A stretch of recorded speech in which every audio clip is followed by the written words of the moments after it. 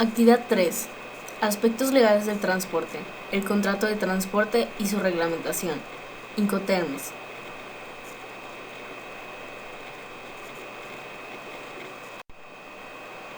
¿Qué es un contrato de transporte? Se entiende por contrato de transporte aquel contrato por el que un empresario porteador se obliga a trasladar de un lugar a otro a una persona o cosa determinada o a ambos a un cambio de un precio y por el medio de los medios de locomoción pactados. El contrato de transporte se divide en dos. El contrato de transporte de cosas. Cuando el objeto de transporte sean cosas, las partes que celebran dicho contrato se denominan por un lado transportador, que como su nombre lo indica es el encargado de recibir, conducir y entregar las cosas, y por otro lado el remitente, es quien entrega las cosas para que sean conducidas por el transportador. También interviene en el contrato de transporte de cosas el destinatario, en el cual es la persona a quien se le envía dichas cosas. Según lo estipulado en el artículo 1008 del Código de Comercio, el destinatario solo se hace parte del contrato cuando lo acepta.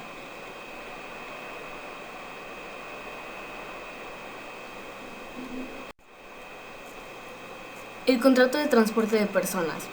El acreedor es en todo momento el pasajero. Es en cierto sentido un contrato ito personae. La cooperación del pasajero es permanente durante todo el tiempo que dure el viaje. En el de cosas es momentánea, ya que solo se limita a la consignación de la cosa al porteador. En la celebración del contrato generalmente se extiende al pasajero un billete de viaje en el cual se indica el nombre del pasajero y la ruta a la que seguir, la hora de partida y de llegada, la clase, el precio de pasaje y cualquier otra circunstancia que permita una mejor precisión del billete. El billete de viaje constituye un título de legitimación y por tanto siempre es normativo, no transmisible por endoso ni cesión, y cuya exhibición es necesaria para exigir la presentación del servicio contratado, o sea, el transporte. El billete de viaje constituye también un medio probatorio y en algunos casos podríamos decir el único, como sucede en el transporte aéreo.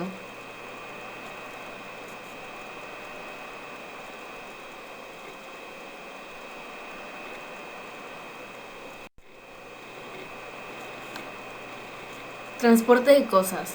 El transporte de cosas se concluye entre dos partes: remitente, que es aquel por disposición del cual se efectúa el servicio del transporte, y el porteador, la persona que se compromete a efectuarlo o a ser por otro expedicionista porteador. El porteador es quien se encarga del transporte y resulta indiferente que para la realización del transporte se valga de él, de su propia organización, vehículos y personal o de medios ajenos. Destinatario es aquel a quien las cosas transportadas están dirigidas y deben ser entregadas. Es un extraño al contrato, aunque se beneficie de él. El transporte de cosas asume, en este caso, la figura de contrato a favor del tercero y adquiere el destinatario un derecho propio distinto al del remitente. El destinatario adquiere de tal manera un derecho autónomo. Destinatario también puede ser el mismo remitente. El acreedor durante la ejecución del contrato es siempre el remitente, a quien le corresponde en todo momento el derecho de contraorden y la disponibilidad de la carga.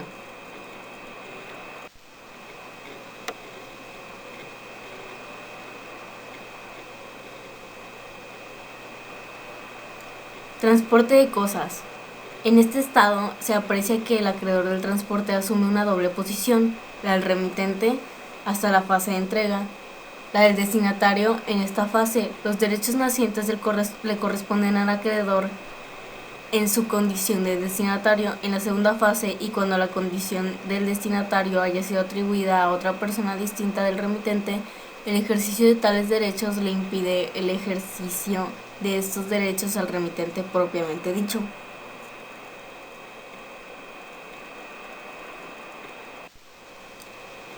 Documentación necesaria para el transporte de cosas. En esta ocasión se hablaría de la carta de porte.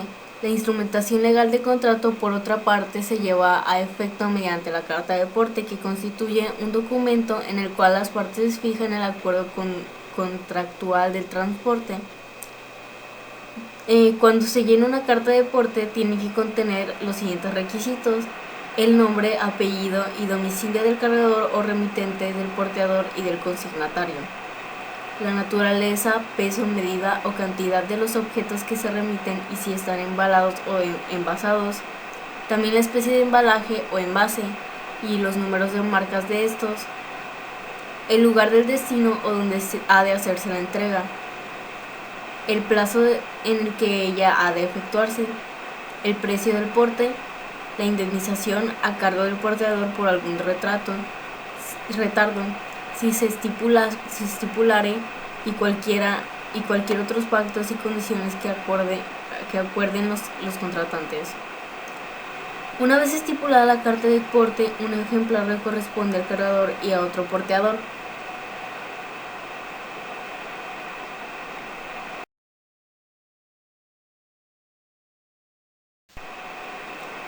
¿Qué son los Incoterms?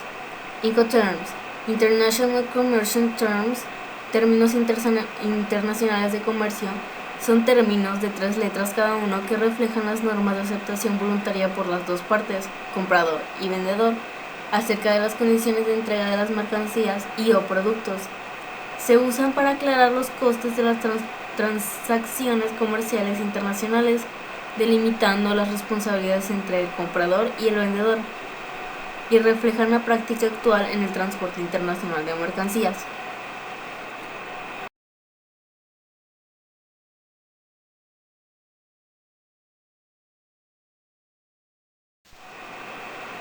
Las características principales de los Incoterms. El objetivo fundamental de los Incoterms es establecer criterios sobre la distribución de los gastos y la transmisión de los riesgos. Son característicos porque son de aceptación voluntaria, no son impuestos por la ley y solo se aplican si ambos, compra y venta, acuerdan utilizarlos. Asimismo, estos buscan estandarizar los usos y las costumbres del comercio internacional. La finalidad de los Incoterms es determinar la entrega de las mercancías, la transmisión de los riesgos, la distribución de los gastos y los trámites de documentos aduaneros.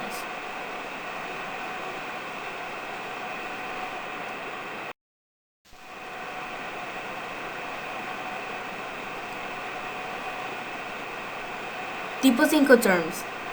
El objetivo de los Incoterms es establecer una interpretación común de los términos usuales utilizados en la compra y venta internacional de las mercancías. Los Incoterms se agrupan en 4 grupos. El grupo E. El vendedor en su planta, depósito, etc. pone a disposición del comprador la mercancía objeto del contrato.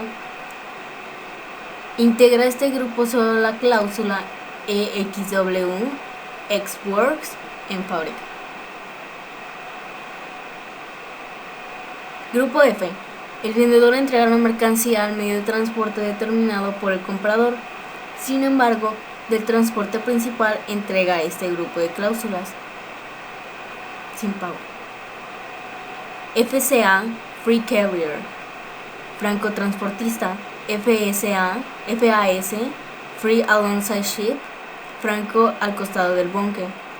FOB, Free on Board, franco a bordo.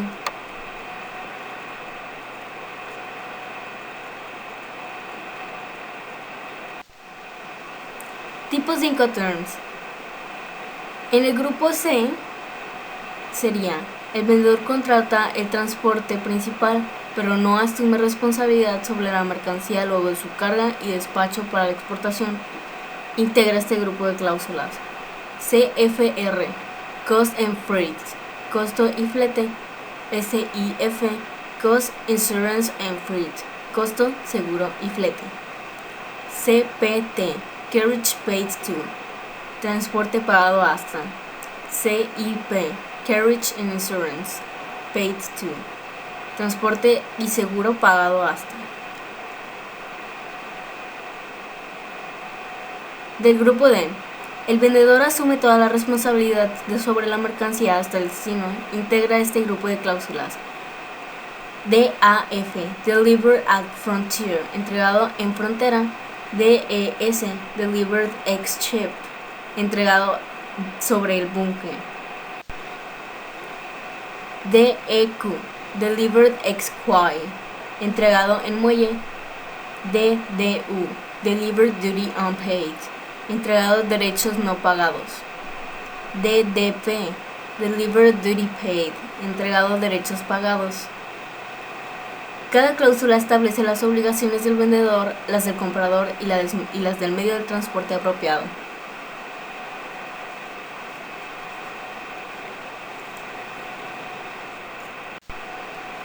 Reglas y usos establecidos de los 5 terms. Los 5 terms son de aceptación voluntaria por las partes, o sea, no son un esquema jurídico obligatorio. El tratado jurídico obligatorio para los 71 países que lo han ratificado es el CISG, mencionado más arriba. Su principal ventaja consiste en haber simplificado mediante 11 denominaciones normalizadas un cúmulo de condiciones que tienen que cumplir dos partes contratantes. Gracias a esta armonización o estandarización, la parte compradora y la parte vendedora saben perfectamente a qué atenerse. Los 5 terms regulan 4 aspectos básicos del contrato de compra-venta internacional: la entrega de las mercancías, la transmisión de riesgos, la distribución de gastos y los trámites de documentos aduaneros. La primera de ellas, que sería la entrega de mercancías, es la primera de las obligaciones del vendedor. La entrega puede ser directa cuando el Incoterm define las mercancías, la mercancía entrega al comprador. Son los términos C y los términos D, o indirecta cuando la mercancía se entrega a un intermedio de comprador, un transportista o un transitario. Son los términos F y los términos C.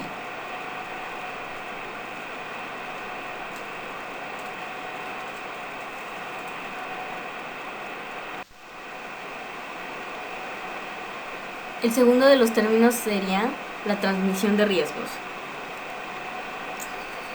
Es un aspecto esencial en los 5 terms y no se debe confundir con la transmisión de la propiedad, que queda regulada por la ley que rige el contrato.